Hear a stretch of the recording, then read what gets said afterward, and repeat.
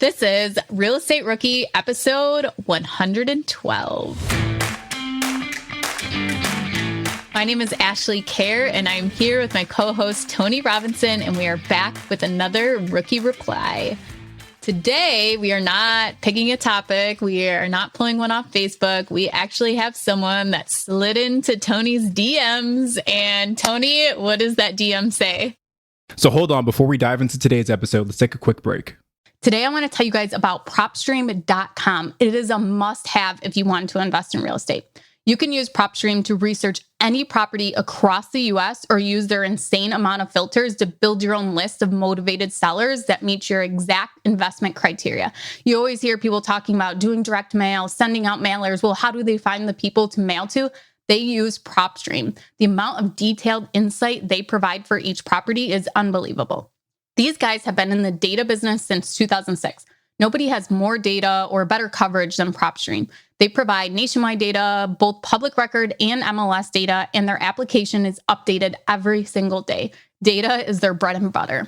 You guys need to have a credible source like PropStream if you're going to confidently make the right financial decisions that will impact your future. They are offering for you guys a 7-day free trial to get started. So check them out at www.propstream.com/BP. That's www.propstream.com/BP. Oh, and one last thing, you guys, there's a great new add-on that PropStream has for all of you rookies out there. It's called PropStream Academy.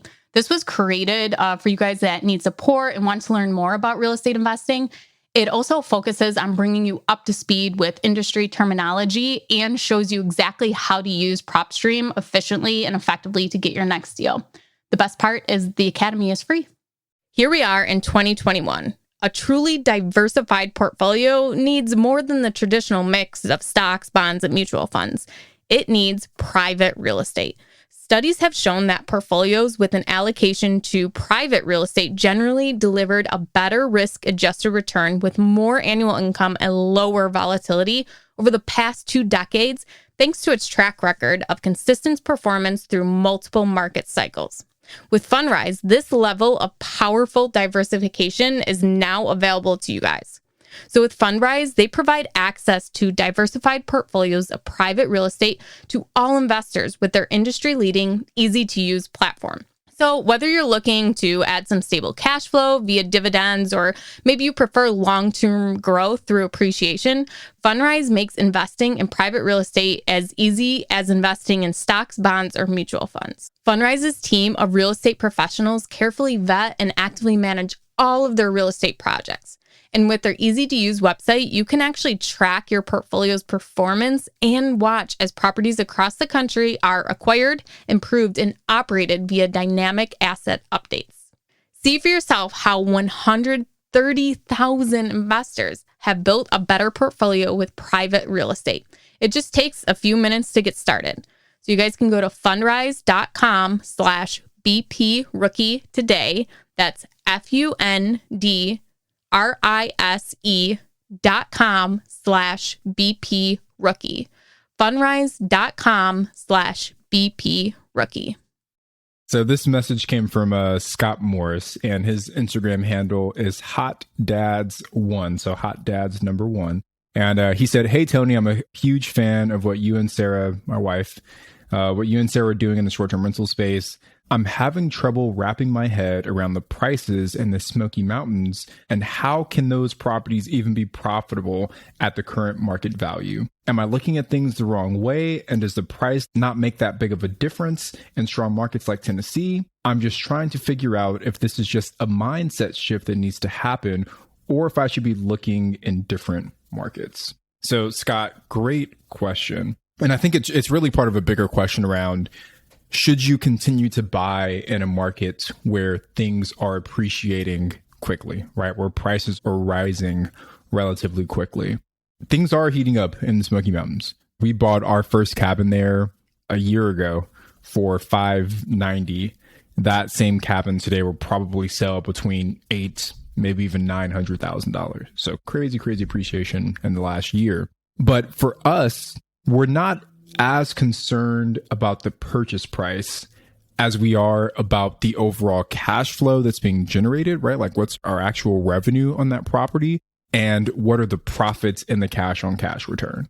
And for us, as long as we're still able to hit the numbers that we want on those cabins in terms of revenue, in terms of cash on cash return, then even if they get up to $1 million, right, then maybe it still makes sense for us to buy. And people always say, hey, maybe you don't want to buy at the top of the market, right? Because what happens if prices swing again or home values decrease? And my thought process on that is, even if my home value goes down a little bit, right? Say today it's worth $800,000. I buy it and it's worth $800,000. If 12 months in, the value drops down to $700,000.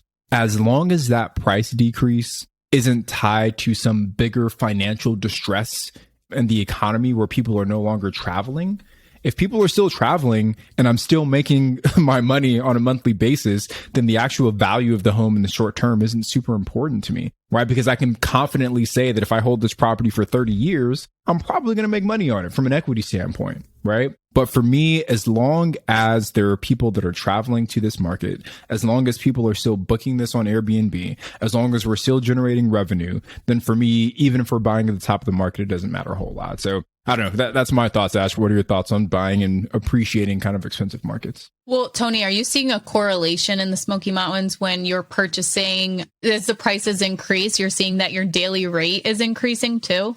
We are, but it's kind of a weird situation we're in because we first started this cabin in 2020, right? In like COVID time. So there was just less people traveling in general.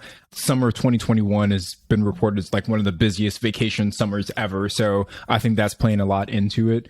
But I probably, if this was like a regular market, I would assume that even if the prices are going up on a purchase price, you're probably not going to see a direct correlation in your average daily rates, right? So you got to balance those out a little bit. Okay. Yeah. I was just reading an article the other day about how much rents are increasing across the US and housing prices are going up. So rents are increasing. And then also the eviction moratorium. So landlords are trying to be extra cautious by charging more upfront in case they don't have to do an eviction. So I was just wondering if you were kind of seeing that in the short term rental market too.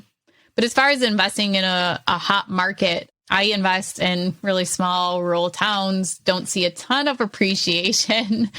But I think that a way to get into a hot market is to find creative ways to purchase property. And like Tony said, make sure the numbers still make sense and you can make the deal work. Last week, I think it was last week, we had Nick Cooley on, who is buying in Denver, Colorado, super hot market, but he's making it work and being profitable off of it. So there are definitely ways you can do it. So I'll give you an example. In South Buffalo, I bought a property in 2017, right when that area was starting to get hot. I got in a really good time. I bought it with 20% down, conventional 30-year loan. Well, fast forward 2 years later, still looking at properties in those areas, and the prices have increased so much and gotten outrageous that for me to come and bring a cash offer or a 20% down offer as an investor, it just did not make sense. So what I did was I partnered with my sister, who did not have a house and was eligible for an FHA loan. So she only had to put down 5% on the property. And we were able to buy a property with only 5% down instead of me going and doing 20% down. And how we did that was she went and got the mortgage. I'm not on the mortgage at all. I'm just on the deed. And I wrote a gift letter to her that I'm gifting her the down payment fund. So the benefit to me was I'm owning 50% of this property for only 5% of what it was worth at the time of purchasing. And then my sister, she gets to house hack it. She pays, I think, $45 a month towards her mortgage payment. And then the tenants are paying the rest of the mortgage, the insurance and property taxes.